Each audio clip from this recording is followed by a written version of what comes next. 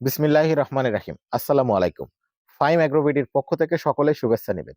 তো আজকের ভিডিওর মূল বিষয় যে কালার বার্ড মুরগির বাচ্চা কোন কোম্পানির ভালো হবে। তো এটা জানার আগ্রহ কিন্তু সকলের থাকে। যারা নতুন খামারি বা যারা পুরাতন খামারি বা নতুন যারা কালার বার্ড মুরগি পালন করতে আগ্রহী, তাদের আগ্রহের কেন্দ্রবিন্দুর ভিডিও কিন্তু আজকে। তো আশা করি আজকের ভিডিওটা আপনারা শেষ পর্যন্ত দেখবেন। তো আমিও যখন ১ম এ ফার্ম শুরু করছিলাম, তখন কিন্তু আমি বারবার YouTube এ যেয়ে সার্চ করতেছিলাম যে কোন কোম্পানির বাচ্চা ভালো হবে। তো আমি আসলে আমার মনোপুত কোনো ভিডিও পাই নাই। যারা এ সম্পর্কিত ভিডিও তৈরি করেছেন তারা সকলেই বলেছেন যে বাচ্চা কোনো ফ্যাক্টর না। যেকোনো একটা বাচ্চা হলেই হবে।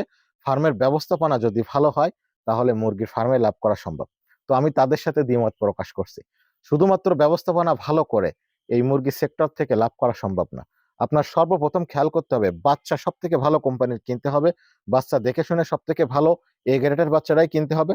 তারপর হচ্ছে ব্যবস্থাপনা।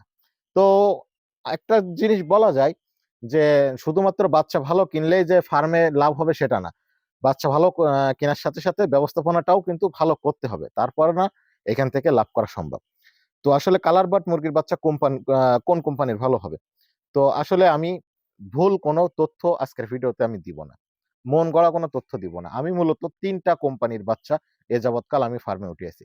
তো ৩ টা কোম্পানি যেহেতু আমি ভালো পেয়েছি যার কারণে বারবার এই ৩ টা কোম্পানি ঘুরায় ফিরায় এই ৩ টা কোম্পানির বাচ্চাই আমি ফার্মে উঠাই। এছাড়াও কিন্তু আদার্স কোম্পানি আছে। আসলে সেগুলো সম্পর্কে আমি ফিডব্যাক দিতে পারব না। তবে আমি যে ৩ টা কোম্পানির বাচ্চা ক্রয় করে আমার ফার্মে উঠিয়েছি, সেই ৩ টা কোম্পানি সম্পর্কে আমি এখন ফিডব্যাক দেব ইনশাআল্লাহ। তো সর্বপ্রথম আসি আপনার পোরোভিটা। তো পোরোভিটা সুপার কালার, মাল্টি কালার ২ রকম পাওয়া যায়। তো ইনশাআল্লাহ এই ২ রকম বাচ্চা আমি ফার্মে উঠাইছি। ২ টা অনেক ভালো হইছে। তো এই পোরোভিটা কোম্পানির বাচ্চা আমি ফার্মে উঠাইছি। সর্বোচ্চ ৪০ দিনের ভেতরে ইনশাআল্লাহ আমার মুরগিগুলো ১ কেজি করে চলে আসছে। ২ কেজি খাবার খায় ১ কেজি আমার এই পোরোভিটা কোম্পানির বাচ্চা। যে কয়বারই উঠাইছি ইনশাআল্লাহ ৪০ দিনের ভেতরে ১ কেজি পেয়েছি। ২ কেজি খাবার খেয়ে।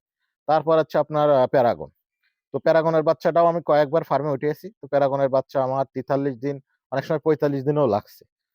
তো আসলে সমস্যাটা একটু সময় বেশি লাগছে। কিন্তু একই খাবার খেয়ে আমার প্যারাগনের বাচ্চাটাও আমার ৪৫ দিনে ২ কেজি খাবার খেয়ে আমার ১ কেজি ওজন আসছে।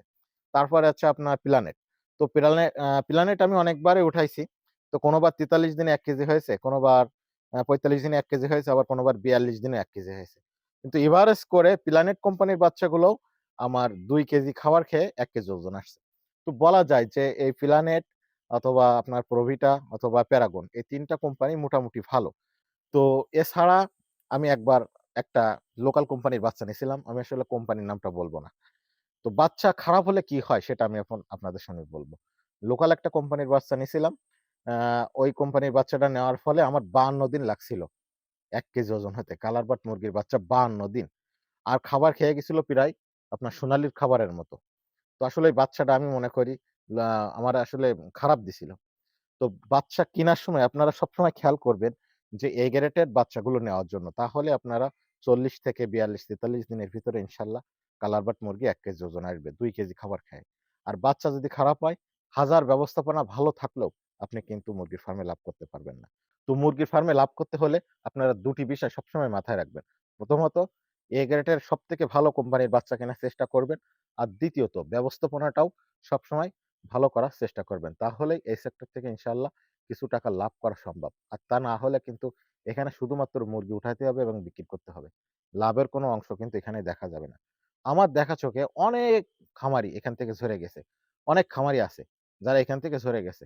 কারণ ব্যবস্থাপনার ত্রুটি হলে কিন্তু এই মুরগি নির্দিষ্ট পরিমাণে ওজন আসবে না। বাচ্চা কেনার ত্রুটি হলেও কিন্তু এই মুরগি নির্দিষ্ট পরিমাণে ওজন আসবে না। সো খাবারের বিপরীতে যদি এফসিআর ভালো না আসে সেক্ষেত্রে কিন্তু আপনারা লাভের থেকে এখান থেকে লস হওয়ার সম্ভাবনাটাই বেশি থাকবে। আপনারা যদি কালার বাট মুরগি সম্পর্কিত কোনো কিছু জানতে চান বা কোনো কিছু জানতে আগ্রহী হন, অবশ্যই আমার কমেন্ট বক্সে জানাবেন। আসলে কালার বাট মুরগি সম্পর্কিত কোন বিষয়ের উপর আপনারা ভিডিও দেখতে চান। ইনশাআল্লাহ আগামী ভিডিওগুলো সেই বিষয়ের উপর তৈরি করার চেষ্টা করব। তো আজকের ভিডিও এ পর্যন্তই। দেখা হবে অন্য কোনো ভিডিওতে। সে পর্যন্ত সবাই ভালো থাকুন, সুস্থ থাকুন। আসসালামু আলাইকুম।